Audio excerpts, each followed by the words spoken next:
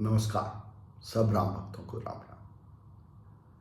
आज बालकांड में शिव जो चैतन्य है, जो होश है, कॉन्शियसनेस है, भवानी के इतने प्रश्नों के, राम के बारे में जो उनके इतने सारे प्रश्न हैं, उनके उत्तर देना आरंभ करते हैं। तुलसी लिखते हैं, झूठे सत्य जाहे बिनु जाने, जिमि भुजंग बिनु रजु पहचाने, जेहि जाने जग जाए हेराई, जागे जथा सपन भ्रम जाई। चैतन्य शिव वाणी से कह रहे हैं कि राम तत्व वह है, वो है राम तत्व जिसको जाने बिना जो झूठ है वो भी सच के समान दिखाई देता है। जब तक आप राम तत्व को नहीं जानेंगे तब तक आप जिस किसी भी चीज को देखते हैं, समझते हैं, उसको सच मानते हैं, वो झूठ है पर सच और सत्य के समान दिखाई देता है। कैसे? जैसे कि रस्सी को जाने बिना कि रस्सी हो, उसमें सांप होने का भ्रम हो जाता है। जैसे कि सपने से जब तक जागे नहीं तब तक सपने में जो कुछ हो रहा है वो बिल्कुल सत्य के समान जान पड़ता है। उठने से ही ये भ्रम जाता है कि ये सत्य था। फिर पता चलता है जब आप नींद से उठते हैं कि नहीं, ये तो भ्रम था।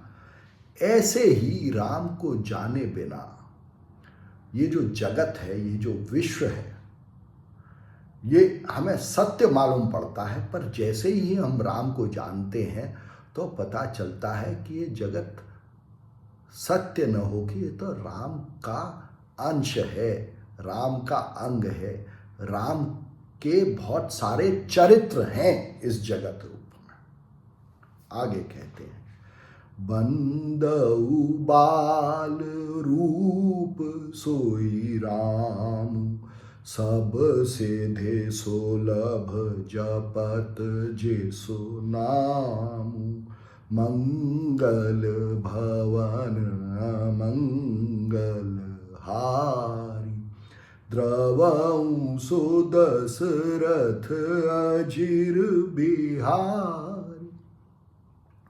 कहते हैं कि उस राम तत्व के जिसके कि सारे बाल रूप हैं, सारे मनुष्य उसी के बाल रूप हैं, सारे पशु पक्षी, सब प्रकृति, सब वृक्ष पेड़ पौधे उसी के बाल रूप हैं।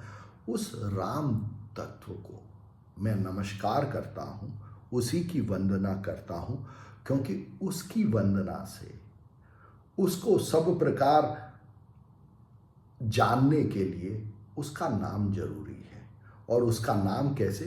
कि सारे जो रूप हैं उनके जो भी नाम हैं वो सारे उसी के नाम हैं। तो जब आप हर नाम को उसी के रूप का नाम जानेंगे तब आप पाएंगे कि ये सारे रूप उसी के हैं, उसी के चरित्र हैं। और वो राम तत्व एक मंगल भवन के समान है। मंगल भवन माने घर। राम तत्व ऐसा घर है जिसमें सब कुछ जो भी हो रहा है वो उसके चरित्र ही हो रहे हैं, वो उसकी लीला ही हो रही है। जो कुछ भी उस घर में है वो उसी का रूप है, उसी का चरित्र है, इसलिए सब कुछ मंगल है। इसमें कोई अमंगल जैसी चीज है ही नहीं। तो जो भी हमारी दृष्टि में अमंगलपन दिखाई देता है इस विश्व में, इस जगत में, वो सब राम को जानने से वो सब अमंगलता खत्म हो जाती है। क्योंकि फिर हमें मालूम पड़ता है कि ये जो भी चरित्र है, चाहे रावण का चरित्र, चाहे राम का चरित्र, वो सब राम के रूप हैं और उनका एक पर्पस है, उनका एक महत्व है। इसीलिए वो रूप राम ने धरे हैं। वो कुछ हमें बताना चाहते हैं उस रूप और उस लीला के जरिए। इसलिए कोई अमंगलता जैसी चीज इस विश्व में है ही नहीं। और वो राम तत्व इन 10 इंद्रियों से चालित है जो शरीर है, उस शरीर में नित्य विहार करता है। तो वो राम तत्व हर उस शरीर में जो 10 इंद्रियों से चालित है, नित्य विहार करता है। इसलिए द्रवहु सु दशरथ अजीर बिहारी कहा कि ये 10 इंद्रियों चालित जो रथ है, इसमें विहार करता है राम तत्व। इस रथ पे सवार होके वो राम तत्व विहार करता है। बनिस्बत हम जाने कि ये रथ उसी का है। करे प्रणाम राम हे त्रिपुरारी, हर्ष सुधा समगेरा उचारी, धन्य धन्य गेरे राजकुमारी, तुम समान नहीं को उपकारी। चैतन्य जिनको कि त्रिपुरारी कहा, होश, जो कि हर प्रकार के मैंपन से परे है। मैंपन या मेरा पुर उससे परे है, इसलिए त्रिपुरारी हैं। वो राम तत्व की वंदना करके, उन्हें प्रणाम करके सबसे पहले कहते हैं अपनी अमृत समान वाणी में, क्या कहते हैं कि हे वाणी तुम धन्य हो। गिरिराज कुमारी भवानी को धन्यवाद देते हैं। तो सबसे पहले अपनी वाणी में वाणी को ही धन्यवाद दे रहा है चैतन्य कि तुम्हारे समान कोई उपकारी नहीं है। किसी दूसरे पे इतने उपकार और किसी ने नहीं किए जितने वाणी ने किए हैं। और अपनी वाणी में चैतन्य यही कह रहे हैं। कैसे उपकार किए हैं? पूछे रघुपति कथा प्रसंगा, सकल लोक जग पावनी गंगा, तुम रघुबीर चरण अनुरागी, कीन्हु प्रश्न जगत हित लागी। कहते हैं कि तुमने रघुपति राम तत्व की कथा पूछी है।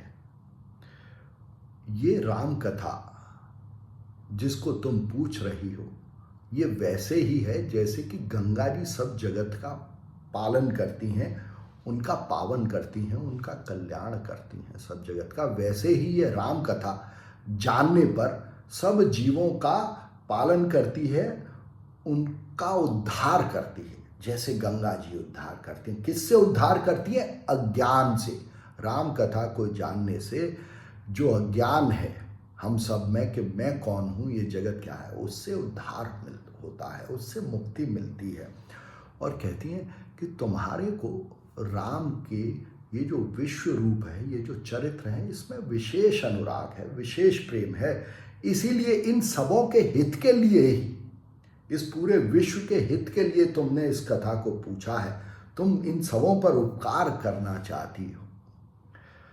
और राम कृपाते पार्वती, सपनेहु तब मन मान, शोक मोह संदेह भ्रम, मम विचार कछु ना।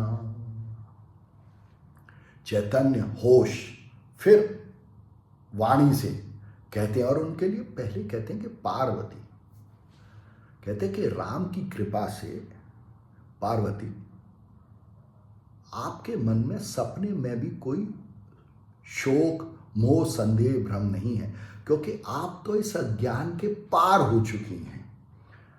कहते हैं इसीलिए पार्वती शब्द इस्तेमाल किया कि ये जो अज्ञान रूपी समुद्र है, आप इसके पार हो चुकी हैं। आपके मन में किसी प्रकार का शोक नहीं है। शोक किस बात का? कि मेरे पास ये नहीं है। किसी भी तरीके की गरीबी नहीं है आप में, इसलिए शोक नहीं।